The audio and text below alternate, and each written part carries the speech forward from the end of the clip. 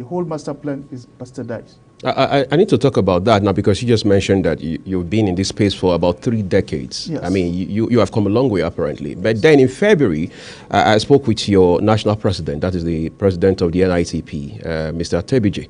One of the things he did lament was how that people are now building on even green areas. How much do these malpractices impact the original conception of Abuja as a city? As I said, plans has to be reviewed. Right. In the initial stage, there were some areas that were seen by the planners as undevelopable. But circumstances changed.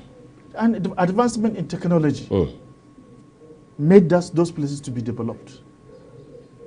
But building on waterway, that's floodplain corridors, that is not acceptable.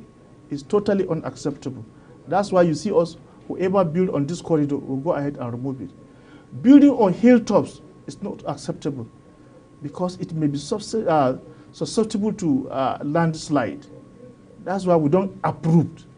All those illegal development you see on those corridors are not part of the plan. These are illegal developments. So it's a matter of time. It's a matter of they time. They will go down. Yes. Yes. Well, we've seen so many controversies in the last couple of years. On the one hand, I mean, the Development Control Department says we notified these people who committed these infractions in terms of trying to alter the master plan, whether it's shanties by way of erecting shops or people building in circumstances where they have not gotten due approval. And then on the other hand, they are saying we were never notified. Walk us through the process of notification towards demolition. Thank you so very much. Just let me make a particular case in this scenario, the case of Area 1. Right. You will agree with me that there is every need to sanitize that particular environment, particularly the shopping center area, because one, there's as a government's responsibility, we have to ensure safety of property and lives. And two, we have to ensure hygiene of the environment. So what happened when we took a turn to move around the city, particularly that particular shopping center, there was no space for easy circulation. So in order to prevent the unfortunate incident happening anytime where we are going to lose lives and properties, we have to move in.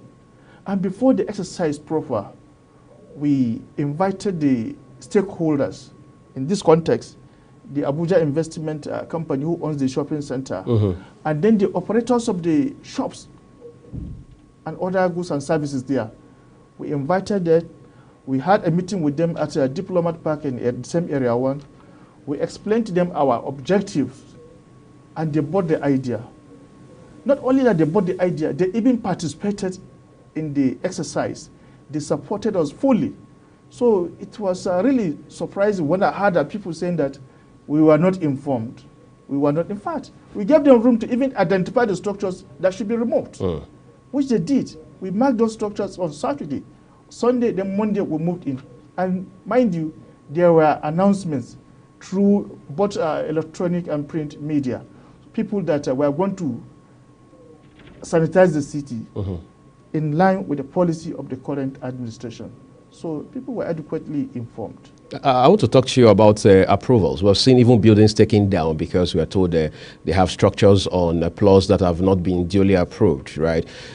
And we have seen several of these people, I mean, property developers also coming up to say we got due, I mean, we're duly approved to build on these plots.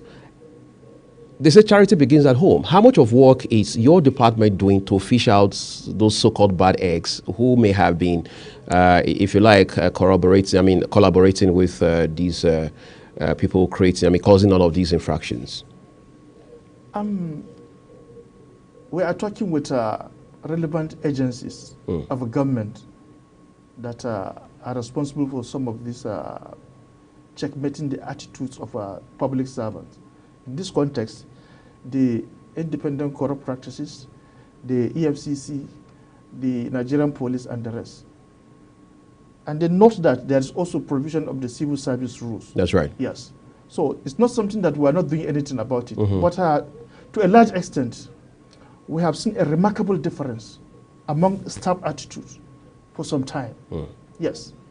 because we have done the needful in terms of awareness, in terms of sensitization on the need to deliver service as at when due. So, really, truly speaking, there is a great improvement as regards to service delivery in the Department of Development Control. The issue of people saying that we got approval and structures are removed. If you have approval and that structure is removed, please, I want you to come out, challenge your authority why your structure should be removed. Yes, this is an open invitation. Challenge your authority why your structure should be removed. And if there is approval for every development, for any development that has been duly approved, for government to remove it, then there must be adequate compensation while we are removing that thing. And it must be for overriding public interest. On the 21st of August, the FCT got a new minister, and the person of former governor of Rivers State, Yeson Wike. There are those who say, well, given his antecedents as governor for 8 years in Rivers State, there's enough basis to believe that he will replicate that same feat as minister of the FCT. Talk to us about how his leadership changes the narrative for the federal capital. You see, administrators and administrations have different philosophies and styles. So it's also with the present minister of the FCT, Barrister Nyesom Ezemo Oye. Yes, people seeing what had happened at Rivers State and his inaugural speech has really contributed tremendously in seeing the narratives being changed. Yes, because now, in fact, he has made our work a lot easier by that singular pronouncement that all illegal structures are going to be removed. All structures that are built where they are not supposed to be are going to be removed. That alone has made our work very, very easy. Because once we serve you notice now, you know that it is for real. It's not just rhetorics. It is for real. So a lot of people now, the moment we serve notice, they abide by it. It's a good thing that you referenced this inaugural speech. Incidentally, I was there for Global Television, and when he talked very vehemently about how that illegal structures must go down, of course, he talked very extensively as well about issues around security within the FCT. He said everywhere cannot be a motor park, and so on and so forth. But it will appear that message was received in different ways by different people, so interpretation became a problem. How did the FCT and all of the authorities around it manage that information at the time? Because it will appear the minister was a bit ambiguous about his delivery. To me, in fact, that was the right thing expected of every minister coming to FCT to say. Because this is a city built out of a plan. People must respect the provisions of that plan. And for people to respect that provision, the highest body in that that administrative setup should come out unambiguously and say it as it is, that this is the way forward. And that's what he has done successfully. With that, we move on. We the foot soldier, we move on. And that's what we are doing. That's why you see now the city is shaking, because we are going around to clean and sanitize the city. It's a continuous process, and we'll go about doing it. From all indications, just as we wrap up now, it will appear there's now a sort of proliferation of criminal, or if you like, rogue developers flooding the FCT. How is your department handling that? Because it's becoming more challenging by the day. Well, you should expect this as part of the city growing dynamics. Sometimes around March this year, I had to have organize a press briefing on the menace of what you call land grabbers. They are all over. In fact, now they are not even limited to Abuja, they are all over the country. But we had to come out and tell the public that they should beware of land grabbers, particularly in areas of Apotapi, Idu train station, and Lugbe. These are areas of their preponderance and activities. So we had to warn the general public that this is what is happening. For every person to own a property, you must follow due process. If you want to invest in any property, you must conduct due diligence by going to relevant authorities and agencies to confirm whether that particular interested property is genuinely allocated and developed. So that's what we have succeeded in doing. And this part of the sensitization is this your opportunity given to me now to tell the world that people must be aware. They must be aware of where they are going to invest for their property in the FCT, because it is imperative you conduct due diligence before you buy a property, before you invest in any property in FCT. I want to say a very big thank you to you for making our time to honor us this morning with your expertise and to just educate the public on all of the dynamics around this issue with regards to demolition and then the overall objective to ensure that the master plan of Abuja remains as already planned. And then, of course, evolution will always happen, but then ultimately Abuja has to be a standard for what a capital city on a global scale should be. Again, we say thank you. We're grateful for your time. It's my great pleasure to be here. Thank you. I'll be talking with Mokhtar Galadima, is Director Development Control Department of the FCT. We're taking a quick break, but before that, I want you to look again at this report from Monday covering the exercise, demolition exercise, that is, of shanties and unapproached shops around the Area 1 shopping complex. We're back shortly with more discussion around the real estate space. Do stay with us, everyone.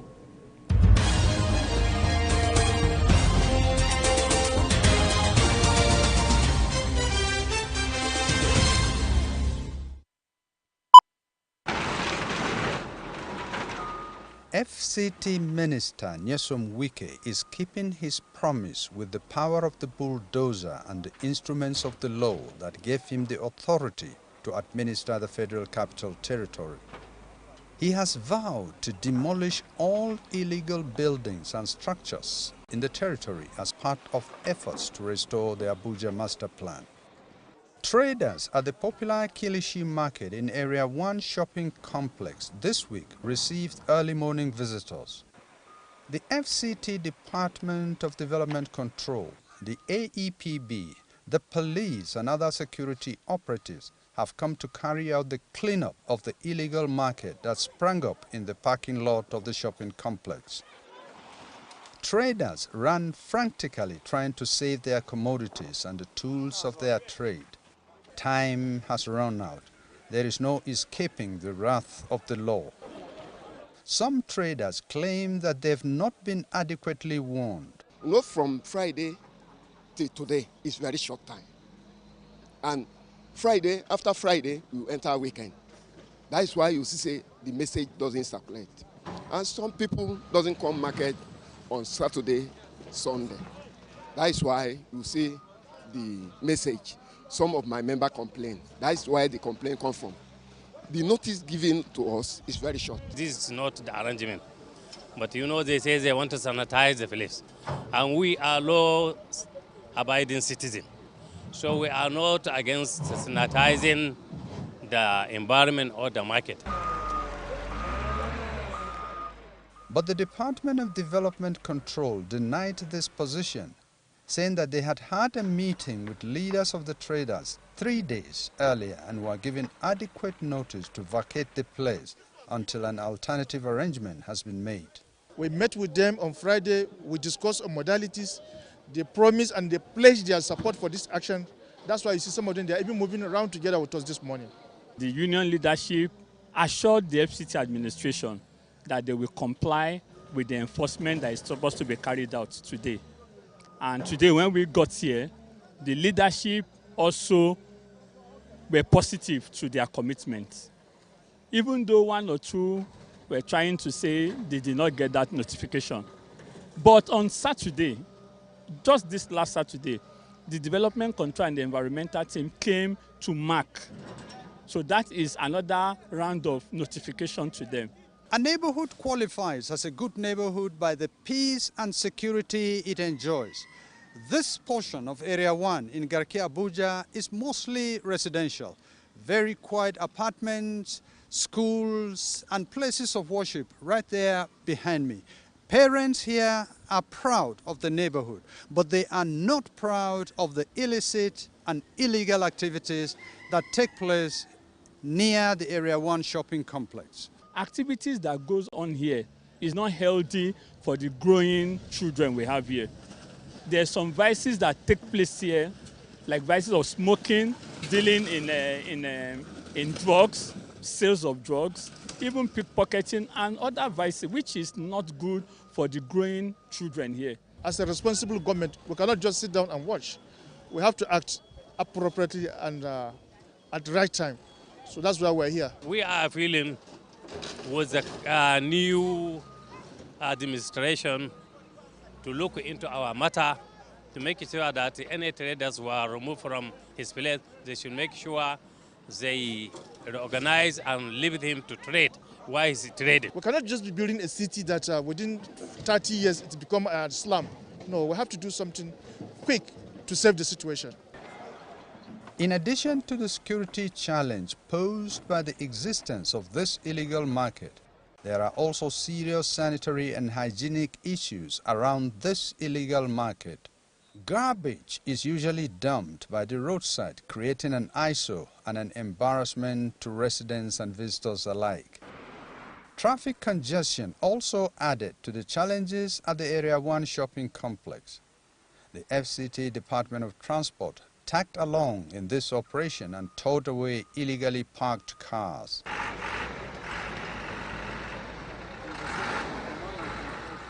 The question that readily comes to any discerning mind is, why were the traders allowed to operate an illegal market in the first place? Anybody you see here, he's not living here illegal.